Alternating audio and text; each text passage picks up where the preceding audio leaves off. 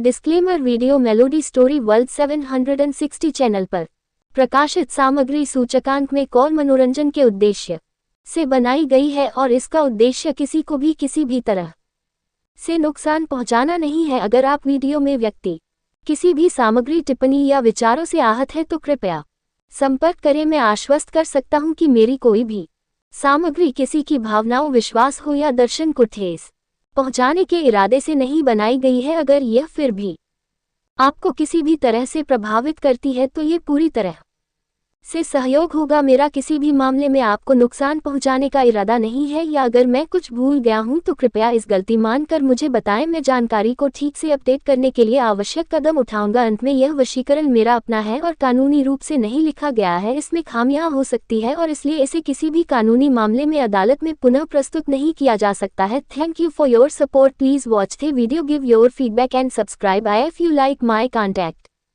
Chapter 21 नफरत की जीत। अगली सुबह अस्तित्व रेडी होकर कमरे से बाहर निकलता है।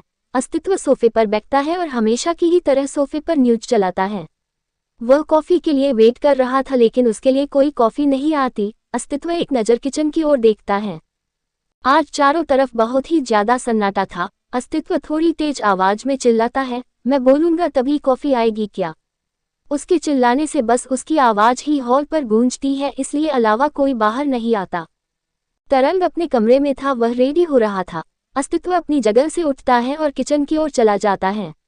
अस्तित्व किचन में देखता है रांझना नीचे लेटी हुई थी। अस्तित्व ये देखकर पानी का जग उठाता है और उसके ऊपर डाल देता है, लेकिन उसके ऐसा करने पर भी कोई फायदा नहीं होता क्योंकि रांझना फिर भी नहीं उठी। अस्तित्व जब ये देखता है तो वह फ्रिज का ठंडा पानी निकालकर रांझना के ऊपर डाल देता है, लेकिन अब भी रांझना कोई रिस्पॉन्स नहीं देती।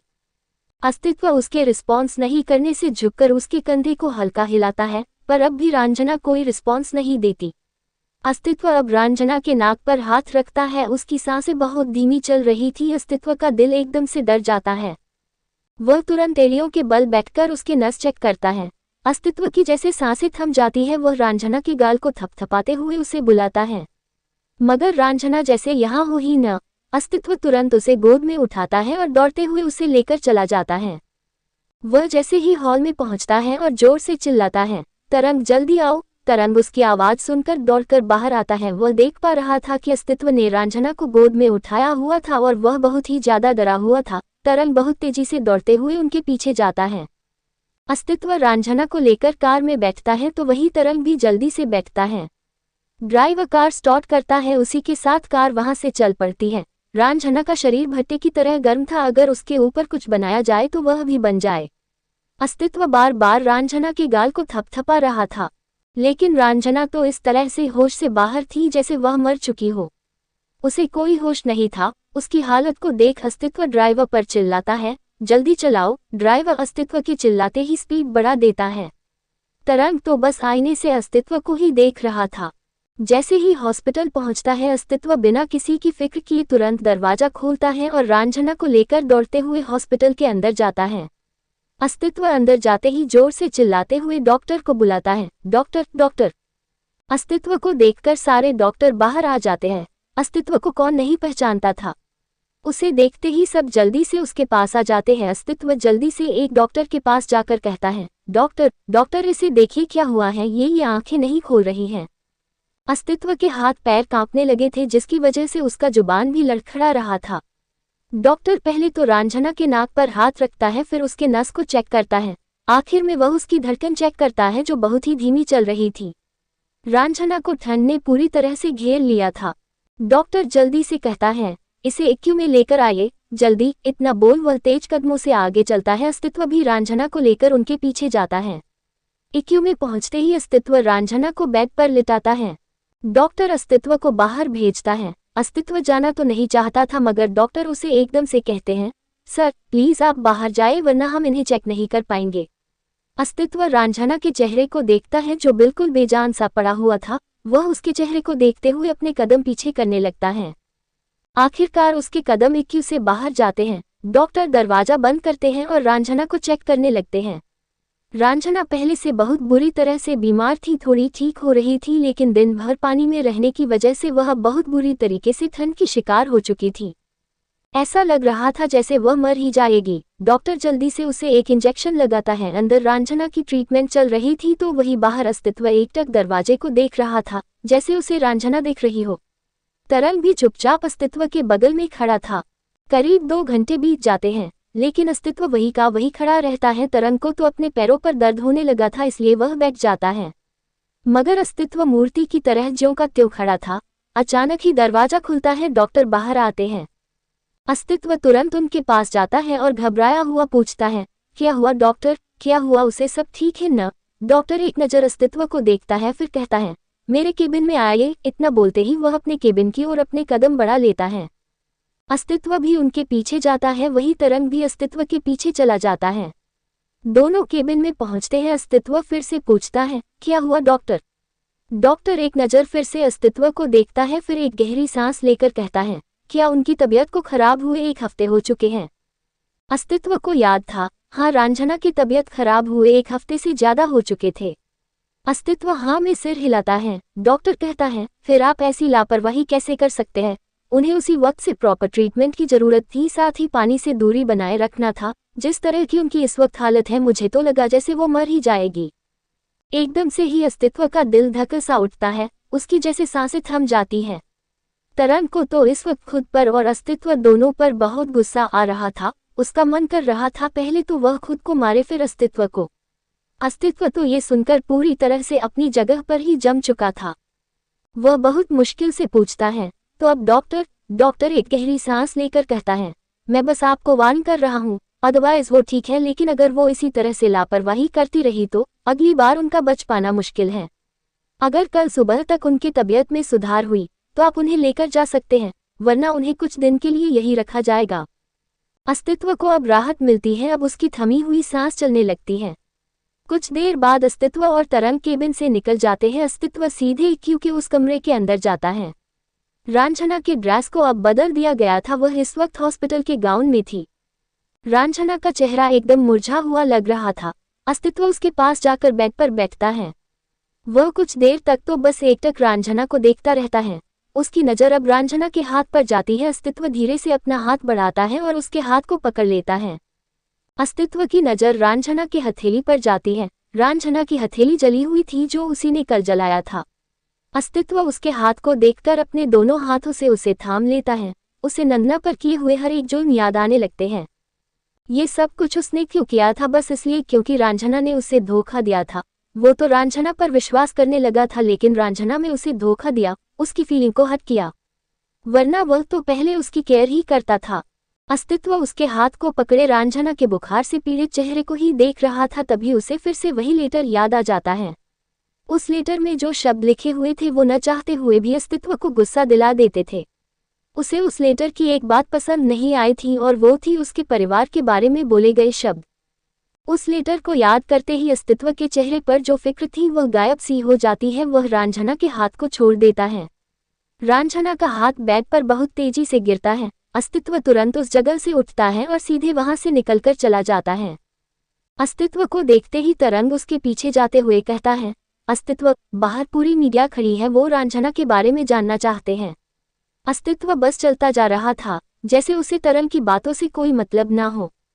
तरंग अस्तित्व के बाजू को पकड़कर कहता है, अस्तित्व, मैं तुम्हें कुछ बोल रहा हूँ। वो लोग रंजना को अलग अलग नाम दे रहे हैं, उसे नौकरानी कह रहे हैं। अस्तित्व गुस्से से तरंग के हाथ को झटकते हुए उस पर चिल्लाता है, हाँ तो कहने देना, मुझे उस लड़की से कोई मतलब नहीं है, समझ आया? कोई भी उसे कुछ भी बोले, मुझे फर्क नहीं पड़ता, नहीं पड़ता, नहीं पड़ता। अस्तित्व की आवाज पूरे हॉस्पिटल में गूंज पड़ती है। तरंग तो अस्तित्व को देखता रह जाता है। अस्तित्व के दिल में कुछ था और जुबान पर कुछ। वह असल में तरंग पर नहीं चिल्ला रहा था, बल्कि वह खुद पर चिल्ला रहा था। वह खुद को समझा रहा था कि उसे कोई फर्क नहीं पड़ता, लेकिन असल बात क्या थी वह तो सामने दिख ही रही थी।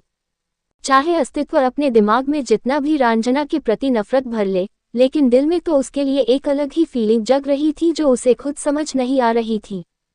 I hope you all like my story. CH22 नफरत। तरंग बस अस्तित्व को देखता ही रह जाता है। उसे तो विश्वास ही नहीं या हो रहा था कि जो अस्तित्व कुछ देर पहले रंजना के लिए इतना ज्यादा चिंतित था, इतना ज्यादा परेशान था, अब वह ये कह रहा है किसी रंजना से उसे कोई मतलब नहीं है। तरंग बहुत अच्छे से समझ रहा था कि अस्तित्व अपनी फीलिंग को दबा रहा है।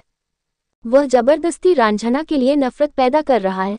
तरंग सारी सच्चाई बताना तो चाहता था, लेकिन वह रांझना की वजह से कुछ बता भी नहीं पा रहा था। रांझना ने उसे मना किया था कि वह अस्तित्व को कुछ भी ना बताएं, इसकी वजह से तरंग मजबूर था। तरंग को तो ये समझ नहीं आ रहा था कि रांझना इतनी बेवकूफ़ कैसे हो सकती है। अगर अस्तित्व के सामने सारी सच्चाई, सारे प्रूफ उसके सामने रख दिया जाए तो वह आसानी से सब कुछ मान लेता। फिर भी रांझना ये चाहती थी कि अस्तित्व को सच्चाई ना बताया जाए, वह मानेगा ही नहीं। तरंग को तो ऐसा लग रहा था जैसे रांझना को अस्तित्व के टॉर्चर करने से मजा आ रहा है। जो बात सच नहीं थी, रांझना के मन में क्या चल रहा था वह तो बस वही जानती थी। वह क्यों अपनी सच्चाई अस्तित्व को नहीं बताना चाहती थी ये तो उसे ही पता था। अस्तित्व वहां कुछ पल तो खड़ा रहा, फिर तेज कदमों से वहां से वह चला जाता है। तरंग उसे इस बार रोक भी नहीं पाता। अस्तित्व के बाहर जाते ही उसके सारे बॉडीगार्ड उसे घेर लेते हैं, क्योंकि जिस तरह से वहां मीडिया की भीड़ थी उससे अस्तित्व का बचना मुश्किल था। लेकिन अस्तित्व कभी भी मीडिया को कोई जवाब नहीं देता था। चाहे उसके खिलाफ जितनी भी झूठी खबरें क्यों ना फैले, वह कभी भी सफाई नहीं देता था। झूठी खबरें हमेशा झूठी बनकर ही रह जाती थी। अस्तित्व सीधे अपने कार के अंदर बैठता है और पल भर में उसकी कार वहां से निकल जाती है। मीडिया उसके पीछे जाती तो है, मगर उसके कार को पकड़ नहीं पाती। हमेशा की तरह सबको खाली हाथ ही जाना पड़ता है, पर फिर भी सब बाहर रुके हुए थे। उन्हें पता था कि वह लड़की अंदर है। उन्हें जानना था कि अस्तित्व का उस लड़की के साथ क्या रिश्ता है। जिस तरह से अस्तित्व के एक्सप्रेशन थे, उससे साफ पता चल रहा था कि अस्तित्व उसके लिए कितना ज्यादा परेशान था, और ये परेशानी या तो फैमिली के लिए होती है या तो खास इंसान के लिए। कुछ मीडिया वाले तो बहुत ही गलत गलत न्यूज़ फैलाने लगे थे। कोई कह रहा था अस्तित्व ने उस लड़की को अपने मजे के लिए, रातें रंगीन करने के लिए अपने घर में रखा हुआ है, क्योंकि ज्यादातर पॉलिटिशियंस की ऐसी खबरें आया करती थी जो शादीशुदा होते थे उनकी भी। फिर अस्तित्व तो एक अच्छा खासा गबरू जवान था, फिर वह ऐसे काम क्यों नहीं कर सकता। वही कोई कह रहा था कि अस्तित्व एक नौकरानी के साथ इश्क लड़ा रहा है। तरंग को ये सब सुनकर बिल्कुल भी अच्छा नहीं लग रहा था। वह तो पूरी सफाई देना चाहता था, लेकिन वह किस बेसिस पर सफाई दे। अस्तित्व तो यहाँ किसी को ये बताने तक राजी नहीं था कि उसने शादी कर ली है, उसकी एक वाइफ है। तरंग कुछ देर तक मीडिया वालों की भीड़ को देखता है, फिर वह क्यू की ओर बढ़ जाता है। रात के करीब 12 बजे तरंग आईसीयू के बाहर बैठा हुआ था, या यूं कहे कि सो रहा था। तभी उसे कॉल आता है। तरंग रिंग की आवाज सुनकर उठ जाता है। वह अपने फोन की स्क्रीन को देखता है जिसमें अस्तित्व का नाम शो हो रहा था।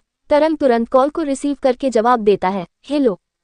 उधर से अस्तित्व की आवाज आती है, हॉस्पिटल के पीछे साइड से बाहर आओ। तरंग तुरंत पूछता है, क्यों? अस्तित्व थोड़ा जोर देते हुए कहता है, जितना कहा है उतना करो। तरंग अस्तित्व की आवाज सुनकर कॉल कट करके हॉस्पिटल के पीछे चला जाता है। हॉस्पिटल के पीछे एकदम सन्नाटा सा था और साथ ही अंधेरा भी। तरंग अपने फोन की फ्लैशलाइट को ऑन करता है और सामने की ओर टॉर्च करता है। उसे सामने एक कार दिखती है। उसे कार से टिककर खड़ा हुआ अस्तित्व दिखता है, जो सिगरेट की कस ले रहा था। तरंग जल्दी से आगे बढ़कर अस्तित्व के पास चला जाता है। वह उसके पास जाते ही कहता है, रांझना की। वह इससे आगे कुछ कह पाता उससे पहले अस्तित्व अपना हाथ दिखाकर उसे चुप करवा देता है। अस्तित्व अपना सिगरेट गिराकर उसे जूते से कुचलते हुए कहता है, मैंने ये पूछने के लिए तुम्हें नहीं बुलाया है। हमें इसी वक्त कोलकाता के लिए निकलना है, चलो। इतना बोलकर वह कार में बैठने लगता है कि तभी तरंग उससे कहता है, लेकिन अस्तित्व रांझना। जैसे ही वही कहता है तो अस्तित्व एकदम से रुक जाता है। वह तरंग को बहुत बुरी तरह से घूरता है और कहता है, मैंने तभी सुबह ही कहा था ना कि मुझे उस लड़की से कोई मतलब नहीं है। वह लड़की मरे या जिए मुझे कोई फर्क नहीं पड़ता। अस्तित्व इतना बोल फिर से कार में बैठने ही वाला था, तभी तरंग कहता है, सीरियसली तुम्हें कोई फर्क नहीं पड़ता? अस्तित्व के कदम एकदम से रुक जाते हैं। तरंग उसे देखते हुए कहता है, अगर तुम्हें कोई फर्क नहीं पड़ता तो सुबह तुम्हारे चेहरे पर किस बात का डर था? उसकी खराब हालत को देखकर तुम उसे दौड़ते हुए हॉस्पिटल क्यों ले आए? उसे घर में रहने देते ना, उसे वहीं मर जाने देते, हॉस्पिटल लेकर क्यों आए? अस्तित्व बिल्कुल चुप हो जाता है। तरंग उसके पास आकर उसे देखते हुए कहता है, तू मेरा सबसे अच्छा दोस्त है ना, कभी आंखें मिलाकर झूठ नहीं बोल सकता। फिर मेरी नज़र से नज़र मिलाकर बोल कि तुझे उसे तकलीफ में देखकर खुद तकलीफ नहीं होती, उसे दर्द में देखकर तुम्हें दर्द नहीं होता, उसे टॉर्चर करके तुम्हें पछतावा नहीं होता। अस्तित्व की नजरें नीचे हो जाती है। वह दूसरी ओर देखते हुए कहता है, ये बकवास की बातें छोड़ और चल यहाँ से, मुझे लेट हो रहा है। तरंग उसे सच्चाई से रूबरू करवाकर कहता है, नहीं मिला पा रहा है अस्तित्व, तू नजर नहीं मिला पा रहा है और तू नजर मिला भी नहीं पाएगा क्योंकि तू खुद जानता है कि तू रांझना के लिए क्या फील करता है। अस्तित्व तरंग की ओर देखकर कहता है, नफरत है मुझे उससे। अब और भी कोई बकवास की तो आई स्वेयर मैं भूल जाऊंगा कि तू मेरा दोस्त है और मैं तुम्हें इस नौकरी से निकाल फेंकूंगा। तरंग एकदम से मुस्कुराता है। वह मुस्कुराते हुए कहता है, जब सच सुना नहीं जा रहा तो धमकी पर आ गए, सही है। बकवास बोलने से पहले मुझे एक बात बता, जिस दिन तुमने रांझना के हाथ को जलाया उस रात तुमने अपने हाथ को क्यों जलाया? मुझे बस इतने से सवाल का जवाब दे। अस्तित्व ठिठक गया। उसने सोचा भी नहीं था कि तरंग ने उसे यह करते हुए देख लिया, पर फिर भी अस्तित्व बड़े ही चालाकी से कहता है, मेरे पास तुम्हारे ये फिजूल के सवालों के जवाब देने के लिए टाइम नहीं है, जाना है तो चल वरना भाड़ में जा। बोलते ही वह सीधे कार में बैठता है और कार स्टार्ट करके वहां से चला जाता है। तरंग उसे देखता रह जाता है। तरंग धीरे से कहता है, अस्तित्व, तू चाहे सच्चाई से जितना चाहे भाग ले लेकिन तू भाग नहीं पाएगा। अगली सुबह रांझना की आंखें बहुत मुश्किल से खुलती हैं। आंखें खुलते ही उसे धुंधली सी परछाई नजर आती है। रांझना की नजरें जब साफ हो जाती है तो वह इधर उधर देखती है। वह खुद को हॉस्पिटल के बेड में पाकर थोड़ी हैरान थी, पर वह अपनी हालत को याद करके समझ जाती है कि वह हॉस्पिटल में क्यों है। दरवाजा खोलकर डॉक्टर और तरंग साथ में आते हैं। तरंग जब रांझना की आंखें खुली देखता है तो वह तुरंत उसके पास आकर कहता है, अब आपको कैसा लग रहा है भाभी? रांझना बहुत धीरे से सिर हिलाती है। डॉक्टर रांझना को चेक करते हैं। चेक करने के बाद वह कहते हैं, बुखार काफी हद तक उतर चुका है, आप इन्हें घर लेकर जा सकते हैं, मगर याद रखिए कि इन्हें पानी से दूर रखें। तरंग तुरंत कहता है, ओके डॉक्टर, हम ध्यान रखेंगे। डॉक्टर तरंग को सारी चीजें बताकर वहां से चला जाता है। तरंग अब रांझना को देखता है। रांझना कमरे में किसी को ढूंढने की कोशिश कर रही थी। ऑफकोर्स वह अस्तित्व को ही ढूंढ रही थी, लेकिन जब अस्तित्व उसे कहीं नजर नहीं आता तो वह उदासी से अपनी नजरें झुका लेती है। तरंग ये सारी चीजें नोटिस कर रहा था। तरंग रांझना का माइंड डाइवर्ट करने के लिए कहता है, भाभी चलिए घर चलते हैं। रांझना तरंग की आवाज सुनकर उसे देखती है और फिर हाँ में सिर हिलाकर उठ जाती है। रांझना चेंज करती है। उसके बाद तरंग उसे लेकर हॉस्पिटल के बाहर चला जाता है। जैसे ही दोनों बाहर निकलते हैं मीडिया एकदम से दौड़ते हुए उनके पास आ जाती है। वह सब कब से रांझना का ही इंतजार कर रहे थे। सारे बॉडीगार्ड तो अस्तित्व के साथ जा चुके थे। यहाँ सिर्फ 2 बॉडीगार्ड के साथ एक ड्राइवर और तरंग था। एकदम से मीडिया चारों तरफ से रांझना को घेर लेती है। तरंग उसे मीडिया से बचाने के लिए छुपाने की कोशिश करता है, मगर मीडिया की भीड़ कुछ ज्यादा ही थी जिस वजह से तरंग उन्हें संभाल नहीं पाता। रांझना की ओर माइक बढ़ाया जा रहा था और उससे सवाल किया जा रहा था। कोई उस सवाल कर रहा था कि उसका अस्तित्व के साथ क्या रिश्ता है, तो वही कोई उससे सवाल कर रहा था कि क्या वह एक नौकरानी होकर अपने मलिक के साथ इश्क लड़ा रही थी। रांझना को तो कुछ भी समझ नहीं आ रहा था। उसके लिए ये सब कुछ बहुत ही ज्यादा नया था। वह बस माइक को देख रही थी। लोग उसे उस माइक में बोलने के लिए बोल रहे थे। एक सवाल आता है, क्या आपका प्रेसिडेंट के साथ बहुत पहले से अफेयर चल रहा था या फिर आपके अफेयर को कुछ दिन ही हुए हैं? रांझना तो कभी माइक को देखती तो कभी उसको, जो वह सवाल कर रही थी। तरंग से अब उन लोगों को संभालना बहुत मुश्किल होता जा रहा था। वहीं उधर अस्तित्व भी लैपटॉप स्क्रीन पर यह सब कुछ देख रहा था। वह देख पा रहा था कि वहां कितनी धक्का मुक्की चल रही है, जिसकी वजह से रांझना बहुत ज्यादा परेशान हो रही थी। अस्तित्व बस एकटक रांझना को देख रहा था। शायद वह रांझना के जवाब का इंतजार कर रहा हो, लेकिन रांझना कोई जवाब नहीं दे रही थी। उसका मुंह तक नहीं खुल रहा था। वह तो कभी इधर तो कभी इधर देखती। अब धक्का मुक्की और ज्यादा बढ़ रही थी। तभी अचानक वहां बहुत सारे पुलिस की फौज आ जाती है। वह उस भीड़ को हटाते हैं ये बोलकर कि हॉस्पिटल का रास्ता रुक रहा है। पुलिस जैसे हो भीड़ को हटाता है, तरंग रांझना को लेकर चला जाता है। तरंग के हाथ इस वक्त रांझना की पीठ पर थी। ये देखकर अस्तित्व के फेस एक्सप्रेशन बदल जाते हैं। वह एकदम से लैपटॉप बंद कर लेता है और अपनी आंखें बंद करके चेयर पर लीन हो जाता है। तरंग आखिरकार रंजन को अस्तित्व की विला लेकर जाता है। विला पहुंचते ही तरंग गहरी सांस लेते हुए कहता है, उफ, ये मीडिया सच में लोगों को किसी की पर्सनल लाइफ में घुसने का कुछ ज्यादा ही शौक चढ़ा रहता है। तरंग पीछे मुड़कर रांझना को देखता है जो उसे ही देख रही थी। उसे तो अब भी समझ नहीं आया था कि वो मीडिया ऐसे ऐसे सवाल क्यों कर रही थी। तरंग रांझना को देखकर कहता है, भाभी आप ज्यादा सोचिए मत, आप कमरे में जाए और आराम कीजिए। रांझना पूरे घर को देखती है। कल से घर की सफाई नहीं हुई थी इसलिए वह गंदी लग रही थी। हमेशा की तरह रंजना फोन के सहारे टाइप करते हुए कहती है, मैं घर साफ कर देती हूँ, अगर वो आए तो गुस्सा हो जाएंगे। तरंग रंजना को हैरानी से देखता है। सीरियसली क्या ये वही लड़की है जो मौत को छूकर वापस आई थी? उसकी हालत अब भी ठीक से ठीक नहीं हुई थी और वह कह रही थी कि वह अब घर का काम करेगी। तरंग बस हैरानी भरी नजरों से उसे देख रहा था। रंजना झाड़ू उठाती है और झाड़ू करने लग जाती है। तरंग तुरंत उसके पीछे जाते हुए कहता है, भाभी आपकी तबीयत खराब है, डॉक्टर ने रेस्ट करने के लिए कहा है। रंजना उसकी जरा भी बात नहीं सुन रही थी, वह बस अपने काम में लगी हुई थी। तरंग तो उसके पीछे चलते चलते पूरा विला घूम लेता है। रंजना पूरे विला में झाड़ू लगा लेती है, फिर पोछा लगाने के लिए पानी भरने की कोशिश करती है मगर नल से एक बूंद भी पानी नहीं निकलता। ये देखकर तरंग भी हैरान हो जाता है क्योंकि इस घर में 24 घंटे पानी आती थी। रंजना जब देखती है कि नल से पानी नहीं आ रहा तो वह सारे रूम के नल को चेक करती है मगर उसे पानी कहीं नहीं मिलता। आखिरकार रंजना किचन में जाती है। वह किचन में जाकर फ्रिज से एकदम ठंडा पानी निकालती है जो बोतल में भरा हुआ था। वह बाल्टी में उसे डालने ही वाली थी कि तभी एक बॉडीगार्ड हौंकते हुए वहां आता है और उससे कहता है, मैम पानी नहीं आ रहा है और बहुत प्यास लगी है, प्लीज पानी पिला दीजिए। तरंग उस बॉडीगार्ड को देख रहा था। वो बॉडीगार्ड ऐसे हाफ रहा था जैसे कुत्ते उसके पीछे पड़े हो और वह उनसे बचकर आया हो। तरंग एकदम से उसे घूरता है। रंजना प्यासे को पानी न दे ये भी भला हो सकता है। वह बोतल उसकी ओर बढ़ा देती है। वह बॉडीगार्ड पानी पीता है। वह पहले बोतल को खत्म करके दूसरा बोतल मांगता है। उसी तरह से वह पूरे 10 बोतल पी जाता है। उसे देखकर ऐसा बिल्कुल भी नहीं लग रहा था कि उसे प्यास लगी हो। ऐसा लग रहा था जैसे वह जबरदस्ती पी रहा हो। तरंग तो बस सोच में पड़ जाता है। आखिर में एक बोतल बची हुई थी जिसमें पानी था। वह बॉडीगार्ड पहले अपने पेट को देखता है फिर बोतल लेकर कहता है, वो मैं भूल गया था कि मेरे दोस्त को भी प्यास लगी थी, मैं उसके लिए भी लेकर जाता हूँ।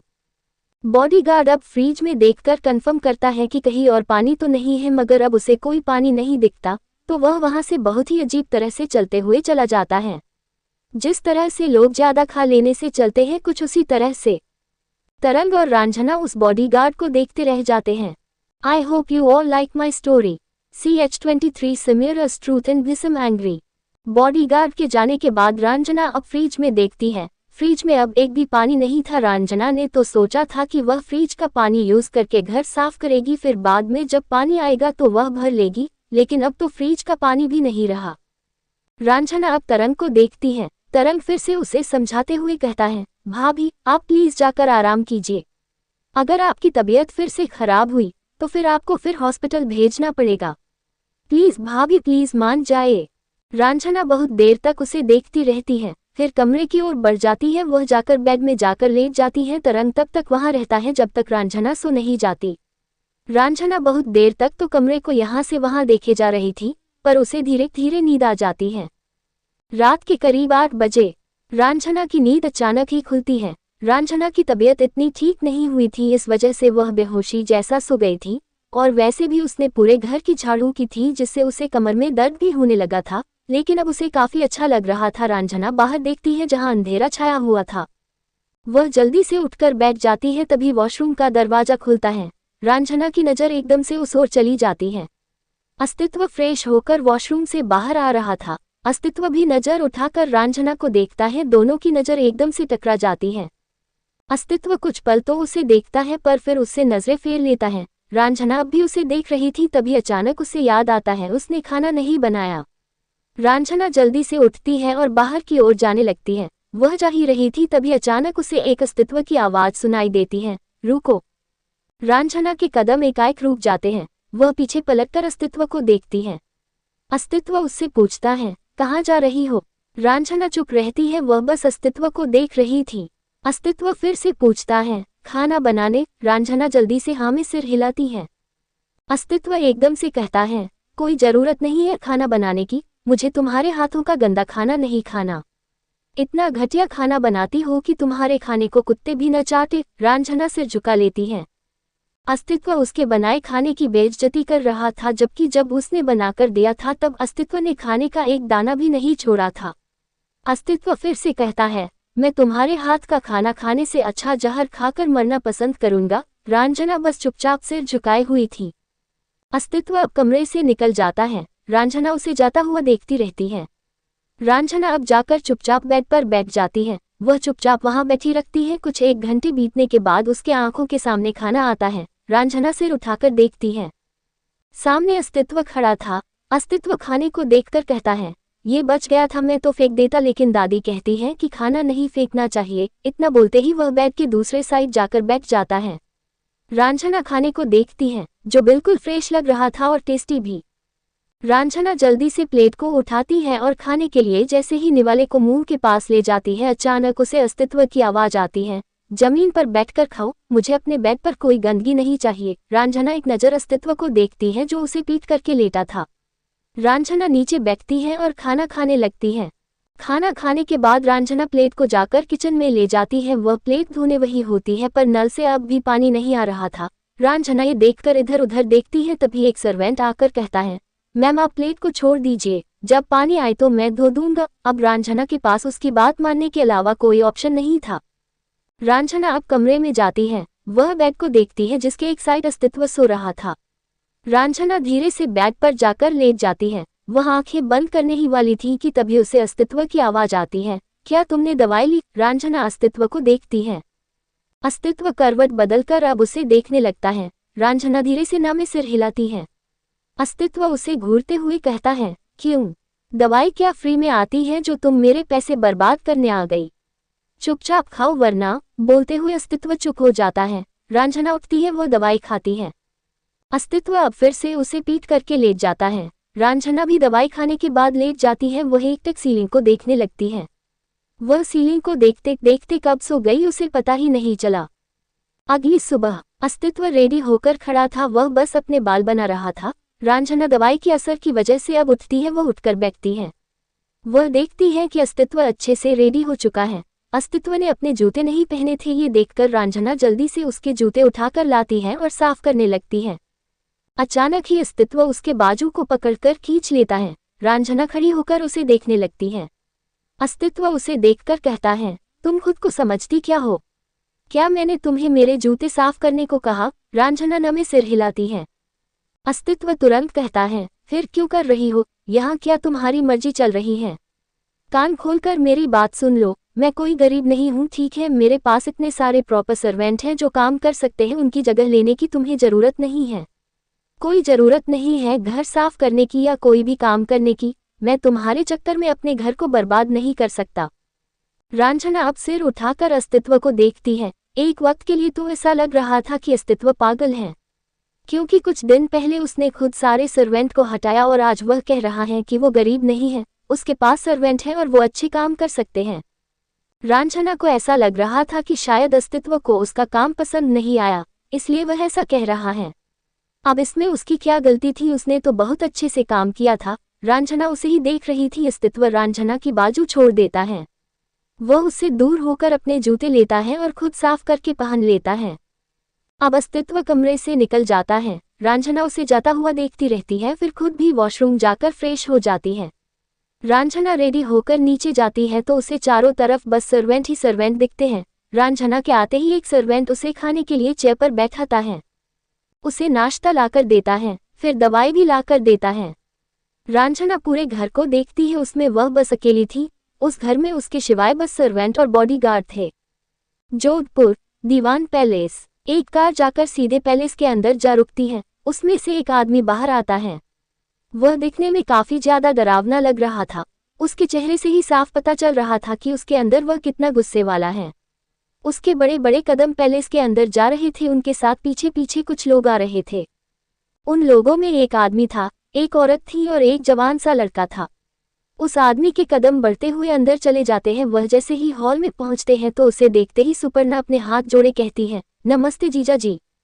यह आदमी और कोई नहीं बल्कि सरस्वती का पति और समीरा का पापा भीष्म था। भीष्म से सिर्फ समीरा ही नहीं, सरस्वती भी बहुत डरती थी। असल में सरस्वती की शादी भीष्म के भाई से हुई थी, जिससे सरस्वती प्यार करती थी, लेकिन अगले दिन ही उसकी मौत एक एक्सीडेंट में हो गई, जिसके बाद सरस्वती सदमे में चली गई। दामिनी को भीष्म बहुत पसंद आया। जैसे उसके संस्कार थे वह बहुत ही अच्छे थे, मगर एक ही चीज थी कि उन्हें गुस्सा बहुत आता था। इसलिए सरस्वती इसलिए भीष्म से डरती थी, क्योंकि जब वह उसके भाई के साथ थी तब उसने भीष्म के बारे में बहुत कुछ बताया था। उसकी पर्सनैलिटी ही खतरनाक सी थी। सुपर्णा के नमस्ते करने पर भीष्म भी बहुत ही रिस्पेक्टफुली उसका जवाब देते हैं। वह भी उन्हें नमस्ते कहकर पूछते हैं, सरस्वती और समीरा कहाँ हैं? सुपर्णा कोई भी जवाब देती, उससे पहले सरस्वती बाहर आती है। सरस्वती जैसे ही भीष्म को देखती है उसके मुंह से तुरंत निकलता है, आप। इतना कहते ही वह आगे बढ़ती है और भीष्म के पास जाकर उसका पैर छूती है। भीष्म तुरंत उसे उठाकर कहते हैं, भाग्यश्री कितनी बार कहा है आपकी जगह पैरों में नहीं है। सरस्वती कुछ भी नहीं कहती। भीष्म जिन लोगों को लेकर आए थे उनसे मिलाते हुए कहते हैं, ये मेरे दोस्त हैं, ये उनकी पत्नी और ये उनका बेटा। सरस्वती जल्दी से सबको नमस्ते करके उन्हें बैठने को कहती है। सुपर्णा जाकर सबके लिए पानी लाती है, सभी बैठ जाते हैं। भीष्म सरस्वती को देखकर कहती है, सरस्वती, ये समीरा का हाथ मांगने आए हैं। जैसे ही सरस्वती यह सुनती है तो उसके हाथ पैर ठंडे पड़ जाते हैं। भीष्म उससे फिर से कहते हैं, आप दोनों यहाँ हैं इसलिए हम इन्हें यही ले आए, समीरा को बुलाए। सरस्वती पूरी जम चुकी थी, उसे जिस बात का डर था वही होने वाला था। सरस्वती न ही भीष्म से सच कह सकती थी और न ही झूठ। उसके दिमाग ने तो जैसे काम करना ही बंद कर दिया हो। अब वह समीरा को कहाँ से बुलाकर लाएंगे? समीरा तो घर में है ही नहीं। सरस्वती की हालत तो ऐसे हो चुकी थी जैसे काटो तो खून नहीं। सरस्वती मूर्ति की तरह खड़ी थी। भीष्म उसे इस तरह से खड़ा देखकर बुलाते हैं, सरस्वती। सरस्वती एकदम से होश में आती है, वह हकलाते हुए कहती है, जी। भीष्म कहते हैं, जाए, समीरा को लेकर आइए। सरस्वती इधर उधर नजरें घुमाती है, वहां उसके साथ कोई भी खड़ा नहीं था। सुपर्णा चाय बनवाने गई थी, इसके अलावा हॉल में कोई भी नहीं था। सरस्वती घबराहट में हकलाते हुए कहती है, वो समीरा, समीरा। भीष्म जी, वो समीरा। इसके आगे वह कुछ बोल ही नहीं पा रही थी। अब चारों सरस्वती को देखने लगते हैं। सरस्वती के माथे से पसीने छूट रहे थे। भीष्म बड़े ही असमंजस से उसे देख रहे थे। सरस्वती बाहर से आए तीनों लोगों को देखती है और फिर भीष्म को देख कहती है, हमें आपसे अकेले में कुछ बात करनी है। भीष्म को थोड़ा गड़बड़ सा लगता है, वो तीनों को देखकर कहती है, माफ कीजिएगा, आप बैठिए, हम अभी आते हैं। उसके दोस्त हमें सिर हिलाते हैं। सरस्वती भीष्म को वहां से कमरे में लेकर जाती है। कमरे में भी सरस्वती की हालत वैसे ही थी, वह बोल नहीं पा रही थी। भीष्म उसे ऐसा देख समझ चुके थे कि कुछ तो गड़बड़ है। वो एकदम सख्त आवाज में पूछते हैं, क्या हुआ है, सीधा सीधा बताए। सरस्वती एकदम से सहम जाती है। वह बहुत कोशिश करके कहती है, वो भीष्म जी, समीरा घर से भाग गई है। इतना बोलते ही वह रोने लगती है। भीष्म जैसे ही यह सुनते हैं तो पहले तो उन्हें बहुत बड़ा झटका मिलता है। सरस्वती रोते हुए कहती है, वो लड़के के साथ भाग गई, उन्हें खोजने की कोशिश तो कर रहे हैं लेकिन वो कहीं नहीं मिल रही। जैसे ही भीष्म ये सुनते हैं कि उसकी बेटी एक लड़के के साथ भागी है तो उनका गुस्सा फूट पड़ता है। वह सरस्वती पर जोर से चिल्लाते हैं, वो भाग रही थी तो आप क्या कर रही थी, कहाँ थी? उन्होंने काफी तेजी से उन पर चिल्लाया था जिसकी वजह से सरस्वती बहुत ज्यादा डर गई। वह डर से कांपने लगी। भीष्म उसे ऐसा देख उससे नजरें फेर लेते हैं और अपना फोन निकालकर गुस्से भरी आवाज में कहते हैं, मेरी बेटी एक लड़के के साथ भाग गई है, जहां भी है उससे ढूंढो। हर जगह पोस्टर लगाओ और 5-5 लाख के इनाम रखो। जो करो, जैसे भी करो, मुझे वो दोनों चाहिए। उधर से हामी भरी आवाज आती है तो भीष्म कॉल कट करके सरस्वती से पूछते हैं, कितने दिन हो गए? सरस्वती कांपते हुए धीमे आवाज में कहती है, 1 हफ्ते से ज्यादा। ये सुन भीष्म का तो जैसे दिमाग फट जाता है। वह एकदम गुस्से से चिल्लाकर कहता है, मेरी बेटी के गायब हुए इतने दिन हो गए और मुझे किसी ने बताया नहीं। सरस्वती डर से पीछे हो जाती है। वह रोए जा रही थी, उसे पता था कि उसे भीष्म के गुस्से का सामना करना पड़ेगा। वह डर रही थी उनके गुस्से से। भीष्म अब गुस्से से बाहर निकलते हैं। वह हॉल में जाकर अपने दोस्त से कहते हैं, हम इस बारे में किसी और दिन बात करते हैं, नमस्ते। भीष्म के फैसले के आगे उसके दोस्त भी नहीं बोल पाते। वैसे भी वह बहुत ज्यादा सीरियस लग रहे थे। वह तीनों लोग उठकर चले जाते हैं। सरस्वती उनके पीछे आ गई थी। वह उनसे कहती है, हमें माफ कर दीजिए, हम बताना चाहते थे लेकिन। भीष्म एकदम से मुड़कर अपने गुस्से से लाल आंखों से सरस्वती को घूरते हैं। उसी वक्त सुपर्णा भी आ जाती है। वह भीष्म इतने गुस्से में देखती है तो उन्हें कुछ समझ नहीं आता। वही सरस्वती भी इतना रो रही थी। सुपर्णा उनसे पूछती है, क्या हुआ दीदी, आप इस तरह से रो क्यों रही हैं? उद्धरण चिन्ह अल्पविराम। भीष्म एकदम से ही गुस्से से चिल्लाते हैं, कहाँ है सारे घर वाले? उनकी हिम्मत कैसे हुई मुझसे इतनी बड़ी बात छुपाने की? कहाँ है सारे, निकलो। उन्हें अपनी पत्नी पर तो गुस्सा आ ही रहा था, साथ ही दीवान फैमिली पर भी आ रहा था, क्योंकि दीवान फैमिली ने भी उसे कुछ नहीं बताया था। उसकी इतने गुस्से भरी आवाज सुन जितने लोग घर में थे वह सब निकल आते हैं। दामिनी भी आज घर पर ही थी। दामिनी जैसे ही भीष्म को देखती है, उसके गुस्से भरे चेहरे को देखती है तो वह हैरान हो जाती है। उन्हें समझ आ चुका था कि भीष्म को सब पता चल चुका है। घर के बड़े से लेकर छोटे तक निकल आते हैं। कुछ लोग ऑफिस गए थे। शिवांश जैसे ही भीष्म को देखता है तो वह थोड़ा परेशान आवाज में कहता है, अब तो समीरा गई। हे भगवान, बचा लेना मेरी बहन को। I hope you all like my story. 24 cute face. पूरा दीवान परिवार उन्हें ही देख रहा था। भीष्म सभी से बहुत ज्यादा नाराज लग रहे थे। दामिनी उनके पास जाकर खड़ी हो जाती है। भीष्म उन्हें देखते हुए कहता है, इस घर में मैंने अपनी बेटी को इसलिए नहीं भेजा था ताकि वो एक लड़के के साथ भाग जाए और आप उसे भागने दे। दामिनी बस भीष्म के गुस्से को देख रही थी। कुछ देर उसे देखने के बाद दामिनी बहुत ही शांत आवाज में कहती है, दामाद जी, समीरा को हमने जबरदस्ती नहीं भगाया। वो उस लड़के से प्यार करती है और प्यार करना गलत नहीं। भीष्म की मुट्ठी कस जाती है। वह अपने गुस्से को कंट्रोल करते हुए कहता है, प्यार करना गलत नहीं, लेकिन ऐसे प्यार करने वाला गलत है जो एक लड़की को उसके माँ बाप से दूर कर दे।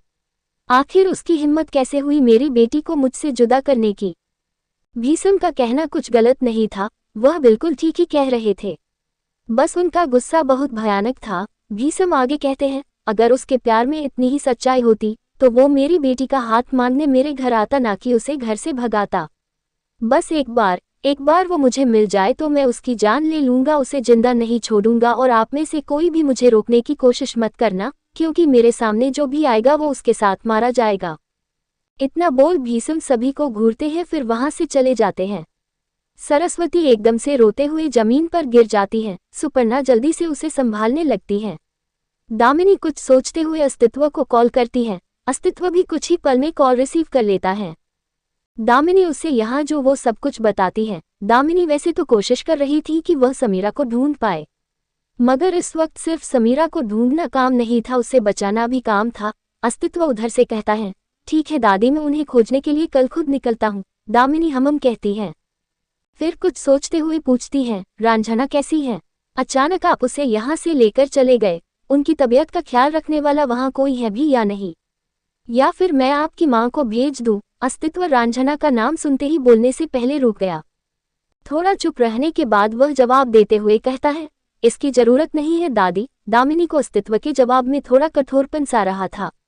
दामिनी थोड़ी देर चुप होती है, फिर बहुत ही शांत आवाज में कहती है, अस्तित्व, आप दोनों एक दूसरे को समझने की कोशिश तो कर रहे हैं ना?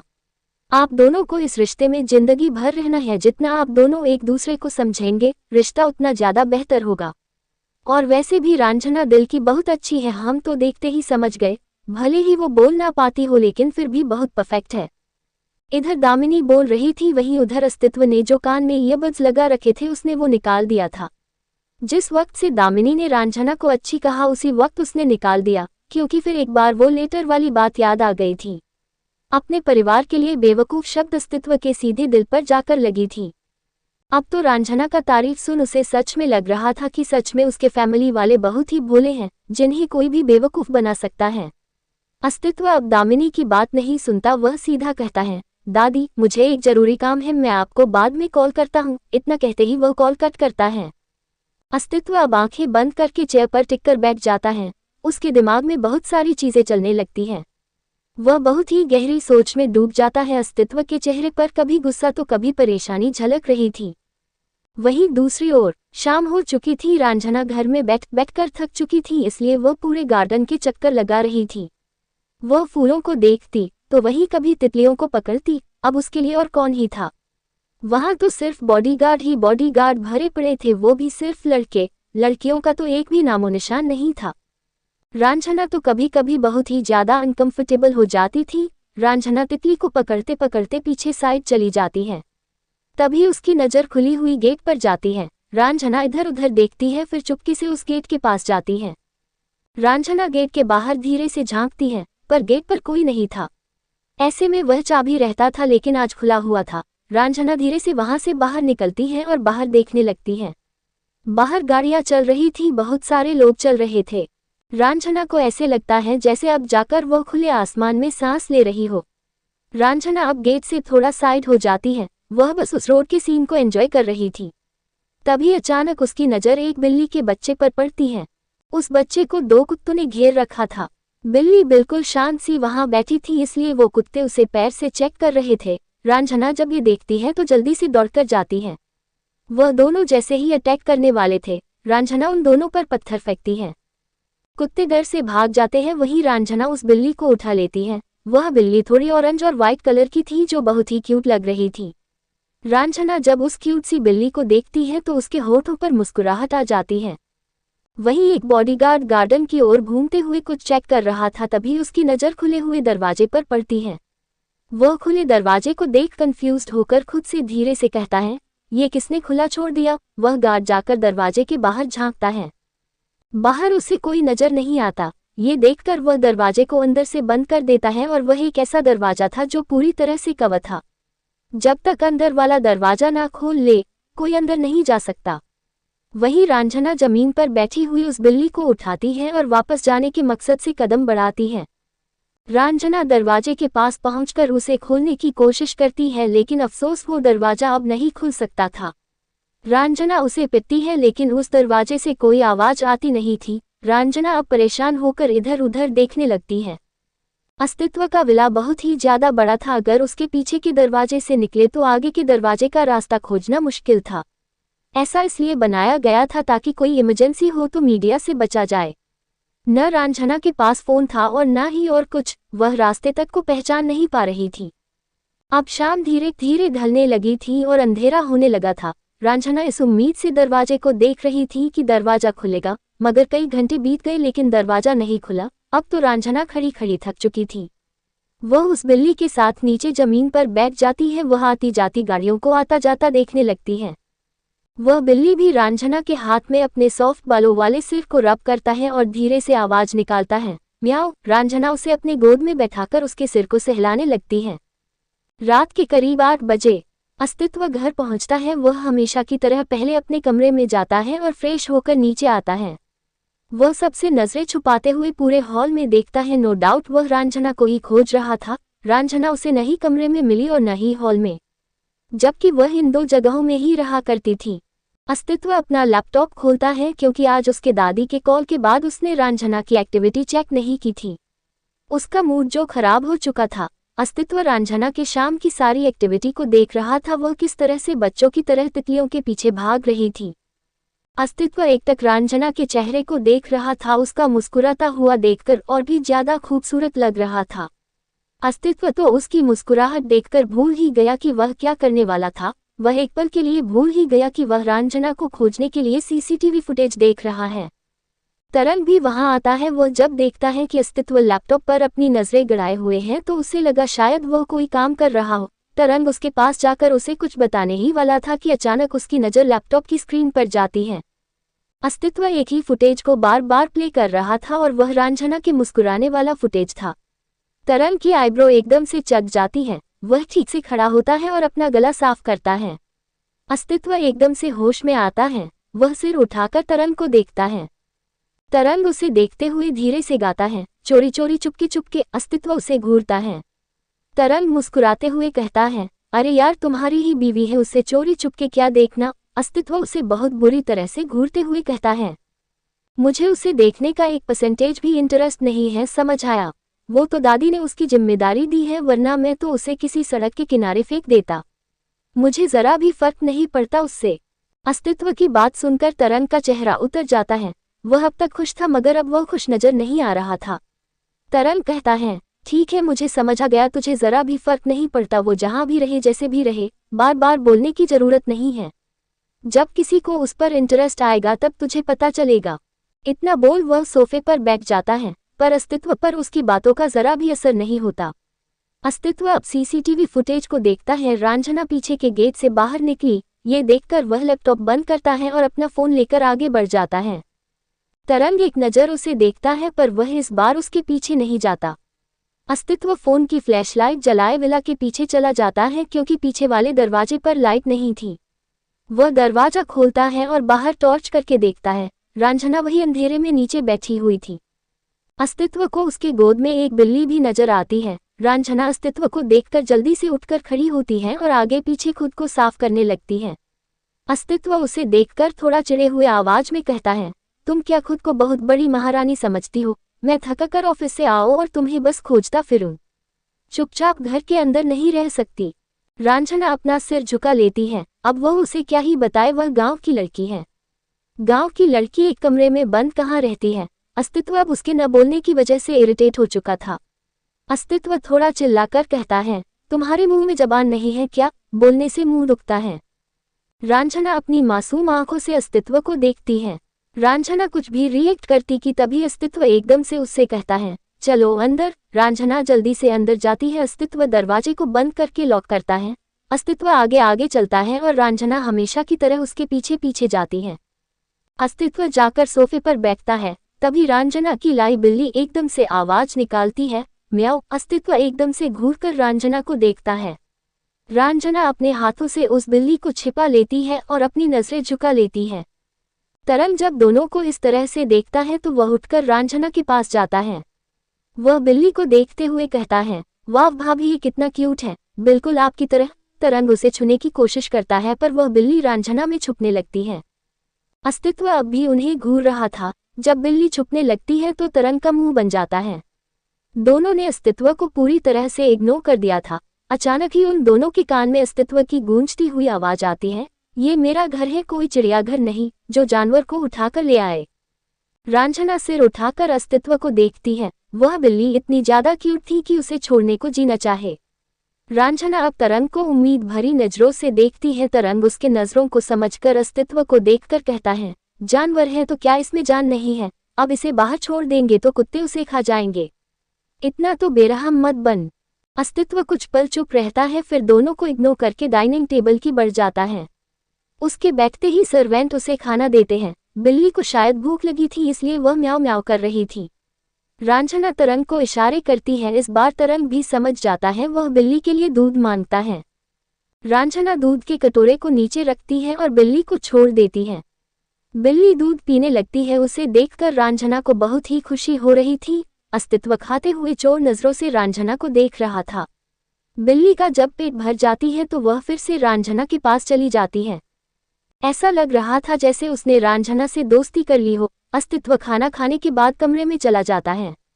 रांझना भी खाना खाकर बिल्ली को अपने साथ बेडरूम में लेकर जाती है। वह एक नज़र अस्तित्व को देखती है जो बेड पर लेटा हुआ फोन में कुछ देख रहा था। रांझना बेड के पास जाती है और जैसे ही बैठने वाली होती है अस्तित्व एकदम से कहता है, मेरे बेड पर जानवर अलाउ नहीं है। रांझना अस्तित्व को देखती है, अब भी उसका ध्यान फोन पर ही था। रांझना अब सोफे की ओर बढ़ जाती है। तभी फिर एक बार उसे अस्तित्व की आवाज आती है, क्या तुम्हें सुनाई नहीं देता? जानवरों की जगह सोफे या बेड पर नहीं है, नीचे है। रांझना अब बिल्ली को देखती है जो उसकी गोल गोल आंखें रांझना को ही देख रही थी। रांझना बेड के पास बैठ जाती है। वह अपनी साड़ी का पल्ला नीचे फर्श पर बिछाती है और वहां बिल्ली को आराम से सुलाकर खुद भी जमीन पर लेट जाती है। जमीन ठंडी थी क्योंकि हमेशा ही एसी चालू रहती थी। रांझना को ठंड का एहसास तो था पर फिर भी वह वहीं पर लेटकर अपनी आंखें बंद कर लेती है। I hope you all like my story. CH25 hidden caring. रात के करीब 1 बज रहे थे। अस्तित्व की आंखें अब तक खुली हुई थी। कमरे का माहौल बहुत ही ज्यादा शांत था, जो हमेशा ही रहा करता था। देर रात की वजह से वहां सन्नाटे के साथ कुछ आवाजें आ रही थी जो रातों में अक्सर आती थी। अस्तित्व करवट बदलकर बेड को देखता है जो खाली था। उसे पहले से ही पता था कि रांझना नीचे सो रही है। बस वह पूरी तरह से कंफर्म करना चाहता था। जब उसे पूरी तरह से कंफर्म हो गया तो वह उठकर बैठ जाता है।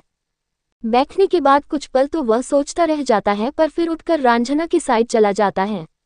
रांझना और वह बिल्ली बहुत ही अच्छे से सो रहे थे। वह बिल्ली रांझना से बिल्कुल सटी हुई थी। ना जाने क्यों मगर अस्तित्व को ये देखकर बिल्कुल भी अच्छा नहीं लगा। उसका मन हुआ कि वह बिल्ली को खिड़की से बाहर फेंक दे। अंदर ही अंदर उसे इनसिक्योरिटी सी हो रही थी। अस्तित्व बहुत ही धीमे कदमों से रांझना के एकदम करीब जाता है।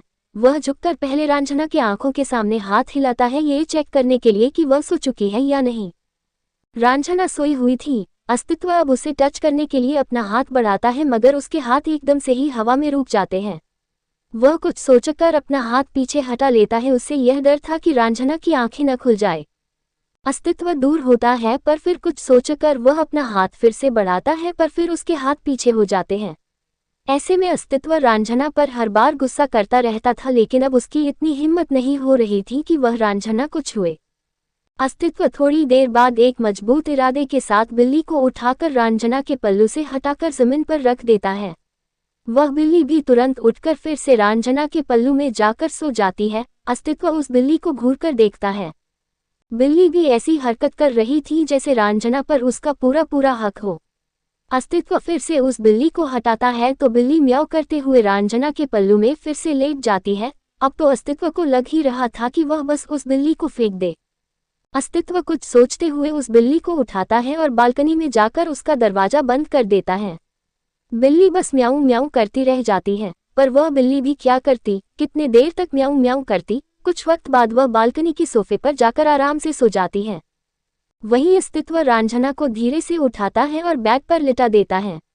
अस्तित्व जैसे ही रांझना को बेड पर लिटाता है, रांझना की आंखें खुल जाती है। उसकी आंखें खुली देखकर अस्तित्व हकबका सा जाता है, क्योंकि वह रांझना के बिल्कुल करीब था और उसने रांझना को पकड़ा हुआ था।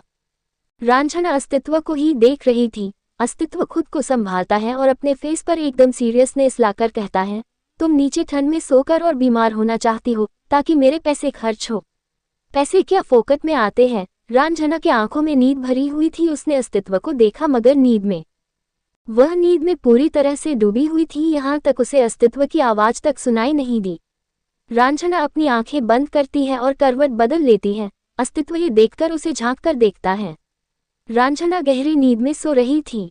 अस्तित्व अपना हाथ उसके आंखों के सामने हिलाता है, मगर रांझना का कोई रिएक्शन नहीं था।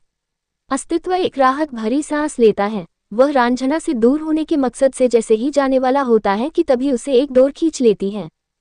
अस्तित्व के घड़ी में रांझना का मंगलसूत्र फंस चुका था। अस्तित्व उसे छुड़ाने लगता है। वह छुड़ा ही रहा था कि तभी रांझना सीधा लेट जाती है, जिससे अस्तित्व का हाथ उसके नीचे दब जाता है। अस्तित्व का हाथ पूरी तरह से फंस चुका था, क्योंकि एक तो रांझना का मंगलसूत्र फंस गया और दूसरा उसका हाथ नीचे दब गया। अस्तित्व तो कोशिश कर ही रहा था कि वह अपने हाथ को निकाले, पर इस दौरान रांझना बार बार डिस्टर्ब हो रही थी। इस बार वह अस्तित्व की ओर करवट बदल लेती है। रांझना अस्तित्व को गले लगा चुकी थी। अस्तित्व तो एकदम से फ्रीज हो जाता है। रांझना उससे पूरी तरह से सटी हुई थी। अस्तित्व का न धड़कता दिल जोरों से धड़कने लगता है। उसकी आवाज तक अस्तित्व अपने कानों में सुनाई दे रही थी। कुछ देर बाद जब वह नॉर्मल होता है तो रांझना के हाथ को हटाने की कोशिश करता है। रांझना ने उसे कसकर पकड़ा हुआ था, जिसकी वजह से वह उससे छुड़ा भी नहीं पा रहा था। अस्तित्व कोशिश कर ही रहा था कि रांझना उसके सीने पर अपना चेहरा छिपा लेती है। अब तो अस्तित्व का बुरा हाल हो चुका था। एक हाथ उसका रांझना के नीचे फंसा हुआ था। उसका शरीर रांझना के हाथों ने जकड़ा हुआ था और अब रांझना के चेहरे ने उसके सीने पर कब्जा जमा लिया था। अब अस्तित्व के पास वहां लेटने के अलावा कोई रास्ता नहीं था। उसे कोई रास्ता नजर ही नहीं आ रहा था। एक पल के लिए उसे लगा कि वह रांझना को उठा देगा, लेकिन उसके लिए भी उसकी हिम्मत फीकी पड़ रही थी। रांझना जब नींद में नहीं होती तो वह कुछ भी सुना सकता था, अपना सारा गुस्सा उतार सकता था, लेकिन उसकी आंखें बंद होने पर उसकी थोड़ी हिम्मत भी नहीं हो पा रही थी कि वह रांझना के साथ कुछ भी करे। आखिरकार अस्तित्व को हार मानकर रांझना के पास लेटना पड़ता है। वह उसके पास लेट जाता है। कब उसे नींद आ जाती है उसे पता ही नहीं चलता। अगली सुबह रांझना धूप की वजह से कसमसाते हुए अस्तित्व के सीने में छुपती जा रही थी। इसी बीच अस्तित्व की नींद खुल जाती है। आंखें खुलते ही उसकी नजर रांझना के चेहरे पर पड़ती है, जो बार बार अपने चेहरे को उसके सीने के अंदर घुसाने की कोशिश कर रही थी।